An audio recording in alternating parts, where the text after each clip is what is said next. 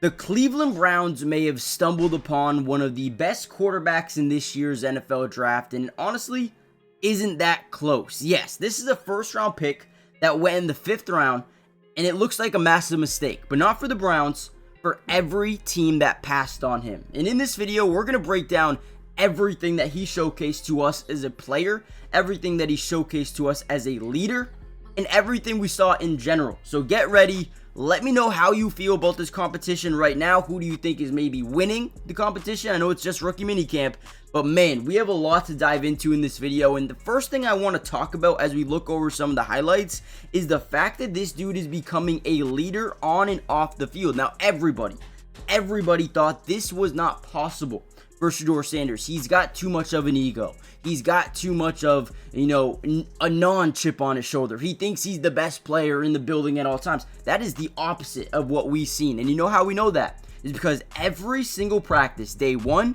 day 2, day 3. You know who the last person on the field was? Shedeur Sanders. You know who he was working with? UDFA, undrafted free agent wide receivers, the guy that don't have the future locked in right now, the guys who are working to get better. And he said, you know what, let's take some time after practice and get better together. That way, when we're in OTAs, when we're in other minicamp situations, we have that chemistry, right? We're getting better. While Dillon Gabriel's going to the locker room, changing and whatnot, I'm gonna stay out here. And listen, I don't know, maybe Dillon Gabriel's out there too, and maybe they were just focusing on Shedeur. But I have seen Shedeur be locked in. He has been locked in, okay? And he's been good. We're going to break down some of the throws that he made as well during these 11-on-11, 7-on-7s. But I'm excited for him, man. And before we dive into the video, comment down below a W if you think Shedeur Sanders had a good first impression to this coaching staff, okay? Comment down below an L if you think he didn't. And I want to know why in the comments down below. Also, make sure you follow all the Browns media members on X. It helps out them so much and me so much. Without them, these videos are not possible to make. But with that being said, let's kind of break down some of the throws that I really liked from Shedeur Sanders. All right, first of all, look at this play here. So we got 11-on-11, which means we have pass rush, okay? This is huge right here. So first thing we notice, off the play action, he keeps the offhand tucked in. Let's see. Boom. You can actually, he needs to tuck it a little bit better here. I'm not going to lie. I'm going to keep it honest with you. That hand needs to be tucked on the side to make it harder for these linebackers to see what's going on. They teach that a ton, right? But let's look at the footwork here. Not bad at all, right? Hops a little bit, but that's okay. Footwork is not bad. Back foot plants. He hitches up in the pocket, avoids pressure. Look at this. Look at the pocket presence. He showed this every single game at Colorado, being able to step up, avoid pressure, and then boom. Look at this throw. Look at this throw, boys. I mean, that is right in the breadbasket. Now, I will be honest with you. There's been, I don't want to say inconsistency, because 95% of the time his throws have been really accurate. But every once in a while, you see a little bit of a wobbler. This one doesn't look like it's too bad at all. But a lot of the time, dude, we have seen some really good throws down the field. Not only that, but his ability to read the defense. I'm going to show you a play here in a minute that you're going to be blown away by. Okay? In a minute. Before we show you that one, there's this one I want to show you as well. Now, it looks weird because it looks like someone screen recorded it from their phone. I don't understand how or why. But here we go. Look at this. Drops back. Beautiful, beautiful drop back. I mean, again, or can use a little bit of work, but again, that's what they're going to do. But look at the throw. I mean, it is a beautiful spiral over the shoulder, right where it needs to be. So again, I don't want to say he's been inconsistent at all, because he's been consistent. But there are times you see a little bit of a wobbler go here or there. But for the most part, Shedeur Sanders has been on one, man. I'm telling you, people are going to regret not taking him. I get it. At first, they're like, oh, we don't want to deal with Deion Sanders. Again, I'll tell you one thing right now, and I say this all the time. If Shedeur Sanders' last name was not Sanders, right? If his last name was Peter or something like that, he would have been the number 2 overall pick in this draft. Talent-wise, he's got everything that you'd want. Sure, he needs to develop, but who doesn't need to develop as a rookie quarterback? I'm telling you right now, guys, they're going to regret it. Now, before we get any further into the video, I do want to make a quick disclaimer. I'm not saying Dylan Gabriel has been worse. I'm not saying Dylan Gabriel has been bad, okay? This is just a Shedeur Sanders video. I will make a part 2, and I'll make a Dylan Gabriel video, breaking down his entirety of his training or his rookie minicamp. If you guys want me to, I will. But before we get any further into this video, and before I break down that play you guys are going to be blown away by, can almost guarantee it, I need you guys to do me one more favor, okay? Hit the like button if you want more Shedeur Sanders, more Cleveland Browns, more Dylan Gabriel, more Browns content in general, okay? Hit that like button. If we get over, let's say, 1,500 likes on this video, not only will you guys get a part 2 to this video, but you're going to get non-stop Browns videos and updates. So every single practice during OTAs, mandatory minicamp, training camp, preseason, regular season, film analysis, we got you guys covered. So join the family. Lastly, subscribe. It's free. Doesn't cost anything. And like I said, we got you guys covered. Join it. Doesn't cost anything. You guys can always unsubscribe if you want to. But with that being said, let's kind of break down that play. Let's break down this play. The first thing that we notice is we have basically no high safeties over here that we can see from this angle. I know it's very hard to tell, but there's no high safeties. Now, we're going to have two guys to the left side of this screen. One of them is going to be running a corner to the back right pylon, and the other one is going to be running a short, stop route, right? Or a curl, whatever you really want to call it.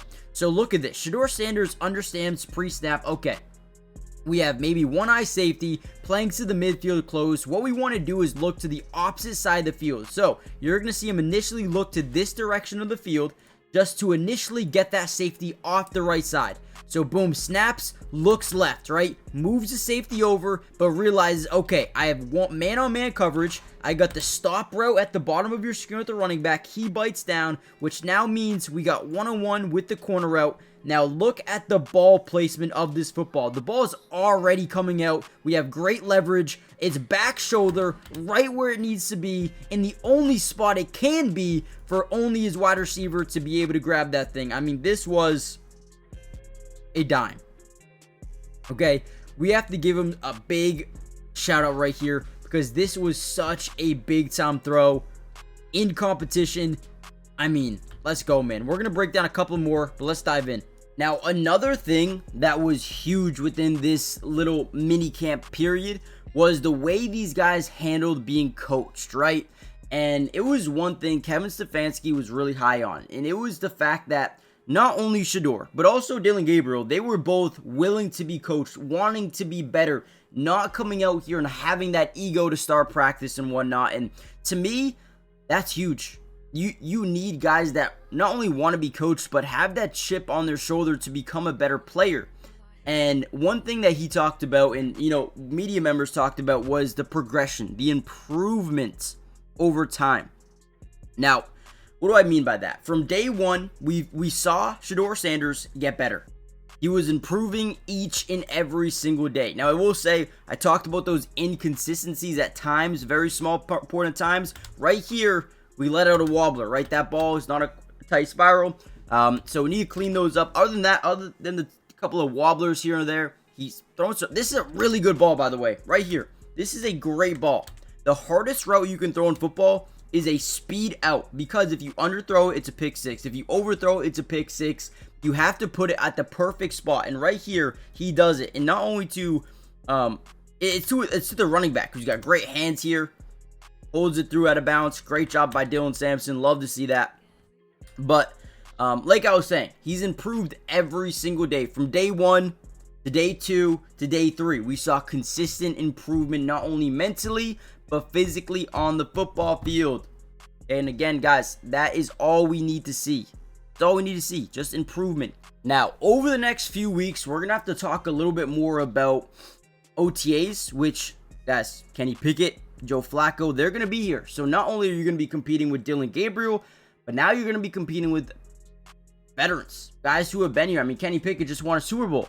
Obviously, he was on the bench, but he did take the final knee in that game, I believe.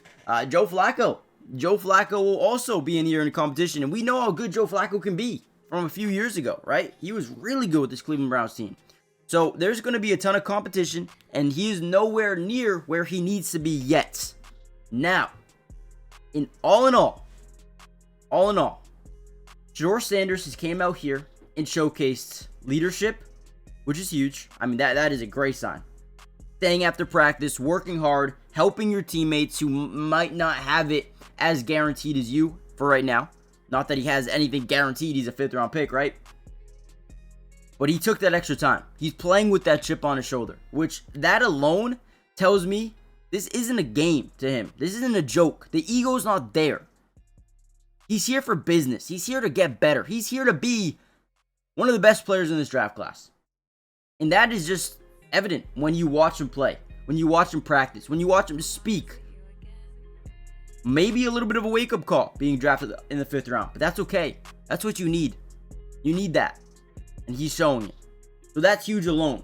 Now, on the field play, he's showing great manipulation of defenses at times. Again, it's just rookie minicamp. We're going to have to see him develop that into OTAs with veterans, right? He's going to have to develop that in the mandatory minicamp. He's going to have to develop that into training camp. And that is all yet to be seen. So yes, he started off rookie minicamp, great. Can you translate that versus veterans? Yeah, you're playing against other rookies right now.